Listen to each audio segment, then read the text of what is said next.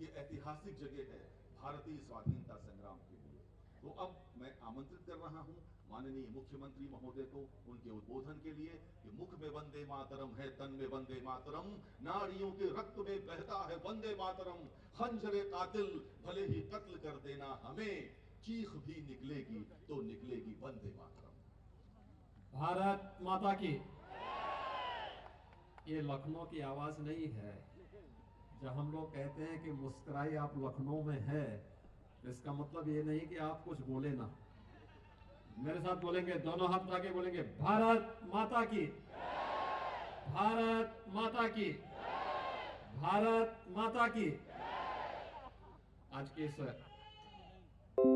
आजादी के अमृत महोत्सव का चौरी चौरा शताब्दी समारोह के अंतर्गत आजादी की शौर्य गाथा के आज के इस कार्यक्रम में उपस्थित केंद्रीय मंत्री माननीय श्रीमती मीनाक्षी लेखी जी,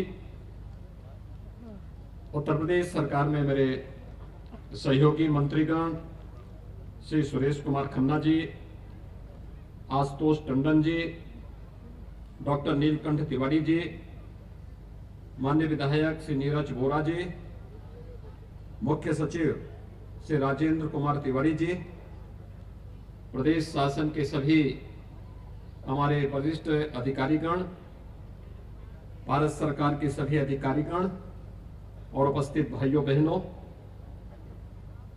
हम सब आभारी हैं आदरणीय प्रधानमंत्री जी के, जिन्होंने देश के आजादी के अमृत महोत्सव कार्यक्रम के साथ पूरे देश को जोड़ने और आजादी के इस अमृत महोत्सव को पंचसूत्रों के साथ जोड़ते हुए अमृत काल को भारत को दुनिया की एक महाताकत के रूप में स्थापित करने के संकल्प के साथ जोड़ने का कार्य किया है।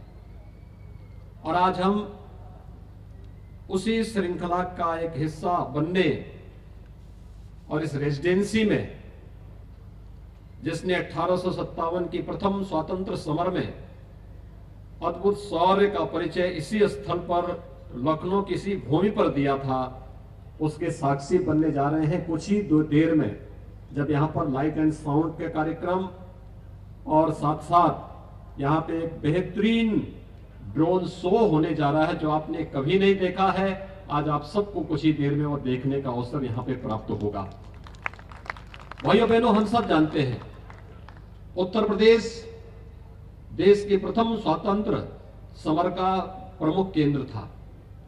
बलिया, झांसी, गोरखपुर, मेरठ, लखनऊ और देश के अलग अलग स्थानों पर एक साथ क्रांति की ज्वाला फूटी थी। अगर कहीं मंगल पांडे थे तो कहीं झांसी की रानी लक्ष्मीबाई थी, कहीं पर बंधु सिंह थे तो कहीं पर धन सिंह कोतवाल भी थे, कहीं पर कोई अन्य क्रांतिकारी आजादी की स्लो को आगे बढ़ाते हुए कार्य कर रहा था। और एक ही जज्बा था, और वह जज्बा था कि हमें अपने देश को विदेशी हुकूमत से स्वाधीन कराना है। और स्वाधीनता की अलग 1857 में एक साथ पूरे देश के अंदर जो प्रारंभ होती है वो निरंतर चलती रही। और जो जिन अंग्रेजों के बारे में कहा जाता था कि इनका सूर्य कभी अस्त नहीं होता है, देखते ही देखते भारत के अंदर मात्र 90 वर्ष के अंदर अंग्रेजी हुकूमत को हमेशा के लिए भारत की धरती से बाहर करते हुए स्वतंत्र भारत में हम सबको जीने का सौभाग्य प्राप्त हो रहा है। भाइयों बहनों, हम सब उस पीढ़ी के वारिस हैं जिसको अपनी आजादी के 75वें वर्ष में साक्षी बनने का सौभाग्य प्राप्त हो रहा है। और वह भी भारत के यशस्वी नेतृत्व में, प्रधानमंत्री नरेंद्र मोदी जी के नेतृत्व में, जब भारत जीवन के प्रत्येक क्षेत्र में विकास कर रहा है। लेकिन यह आजादी अचानक नहीं मिली। कहीं पर चोरी चोरा की ऐतिहासिक घटना होती है, कहीं पर काकोरी ट्रेन एक्शन भी होता है। कल ही 19 दिसंबर को हम लोगों ने काकोरी 10 एक्शन के नायकों को श्रद्धांजलि दी थी। 19 दिसंबर 1927 को पंडित राम प्रसाद बिस्मिल, ठाकुर रोशन सिंह, अस्फाउल्लाह खां को प्रदेश की अलग अलग जेलों में फांसी की सजा हुई थी। राजेंद्र नाथ लाड़ी को 19 दिसंबर को फांसी की सजा सुनाई गई थी, लेकिन 2 दिन पहले ही 17 दिसंबर को फांसी की सजा दे दी गई। लेकिन अनगिनत यातनाओं को सहते हुए भी इन क्रांतिकारियों ने कभी हार नहीं मानी। एक ही जज्बा था, और वो जज्बा था, एक ही जज्बा था, और वह जज्बा था देश की स्वाधीनता के लिए। एक ही जज्बा था, हम दिन 4 रहे न रहे, लेकिन भारत माता की आजादी को हम लेकर रहेंगे। इस भाव के साथ जो जज्बा था, उसका स्वतंत्र भारत में जन्म लेने और इस व्यवस्था के साथ आगे बढ़ने का सौभाग्य हम सबको प्राप्त हो रहा है। आज आप देख रहे होंगे वर्तमान में भारत देश का दुनिया सबसे बड़ी महामारी की, सदी की सबसे बड़ी महामारी का सामना कर रहा है। अंतर यही है भाइयों बहनों, 1918 से लेकर के 1927 के बीच में भी एक महामारी आई थी। करोड़ों लोग मारे गए थे। गांव के गांव, कस्बे के कस्बे उस महामारी की चपेट में आ गए थे। सरकार ने कोई सुध नहीं ली थी, कोई संवेदना नहीं थी, कोई पूछने वाला नहीं था। और एक इस सदी की सबसे बड़ी महामारी कोरोना के दौरान भारत के बेहतरीन प्रबंधन को पूरी देश ने, पूरी दुनिया ने देखा भी है और सराहा भी है। फ्री में टेस्ट, फ्री में वैक्सीन, फ्री में उपचार, फ्री में अन्य योजना, और यही नहीं, इस देश को आत्मनिर्भर भारत के पथ पर अग्रसर करने के लिए प्रधानमंत्री मोदी जी के नेतृत्व में परंपरागत उद्यम को आगे बढ़ाने का कार्यक्रम हो, या फिर स्वतंत्र भारत में हर गरीब के पास अपना आवास हो, हर गरीब को स्वास्थ्य का 5 लाख रुपए का आयुष्मान भारत का कवर प्राप्त हो सके, हर गरीब के घर में भी बिजली जलनी चाहिए, हर गरीब के पास अपना रसोई गैस का चूल्हा होना चाहिए, हर खेत को पानी और हर नौजवान के हाथ को रोजगार मिलना ही चाहिए। इस लक्ष्य को लेकर के जब भारत चलता है, न केवल भारत की आत्मा, भारत के राष्ट्रवाद के प्रति समर्पित होकर के कार्य करने की एक नई प्रेरणा एक नया भारत दे रहा है, बल्कि सुशासन और विकास के लक्ष्यों को तेजी के साथ आगे बढ़ाते हुए एक भारत श्रेष्ठ भारत की उन परिकल्पनाओं को साकार करते हुए, कौन कहता था, कोई सोचता था कि कश्मीर से धारा 370 हट पाएगी? लोगों ने इसको नियति मान लिया था, लेकिन नहीं।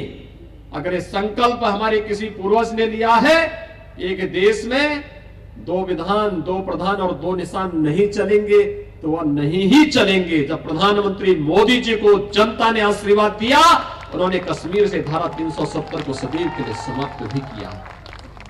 कौन कहता था? लोगों ने नियति मान ली थी। अयोध्या में भगवान राम का भव्य मंदिर का निर्माण कभी नहीं हो सकता, लोग ये मानते थे, इसको नियति मान लिया था। लेकिन अयोध्या में अब भगवान राम के भव्य मंदिर के निर्माण का कार्य का भी शुभारंभ हो गया है। काशी में भगवान विश्वनाथ के भव्य धाम को राष्ट्र को प्रधानमंत्री जी ने समर्पित कर दिया है। हम एक और शिव की पूजा करेंगे, तो दूसरी तरफ श्रमिक को सम्मान भी देंगे। प्रधानमंत्री जी ने उस दिन काशी में यही तो किया था ना, और यही नया भारत है। इस नए भारत को श्रेष्ठ भारत बनाने और नए भारत के नए उत्तर प्रदेश के साथ जुड़ने का एक संकल्प आजादी के अमृत महोत्सव हम सबको प्रदान कर रहा है। आज के इस अवसर पर मैं केंद्रीय मंत्री माननीय श्रीमती मीनाक्षी लेखी जी का इस आयोजन में भागीदार बनने के लिए हृदय से अभिनंदन करता हूं। और संस्कृति मंत्रालय ने उत्तर प्रदेश के अंदर उत्तर प्रदेश की इस क्षमता को पहचानने और भारत की इस आत्मा को भारत सरकार के माध्यम से प्रधानमंत्री जी के मार्गदर्शन में देश और दुनिया के सामने रखने का जो अभिनव कार्य विगत 7 वर्षों के अंदर प्रारंभ किया है और वास्तविक रूप से आज उत्तर प्रदेश देश के अंदर देश का हृदय स्थल के रूप में तेजी के साथ आगे बढ़ता हुआ दिखाई दे रहा है। आज के इस अवसर पर मैं एक बार फिर से आप सबको आजादी के इस अमृत महोत्सव आयोजन के साथ चौरी चौरा शताब्दी महोत्सव के साथ जोड़ने के लिए और इन आयोजनों से एक नए संकल्प के साथ आगे बढ़ने के लिए आप सबका आह्वान करते हुए मैं वाणी को यहीं पर देता हूं विराम। आप सब मेरे साथ बोलेंगे भारत माता की, भारत माता की।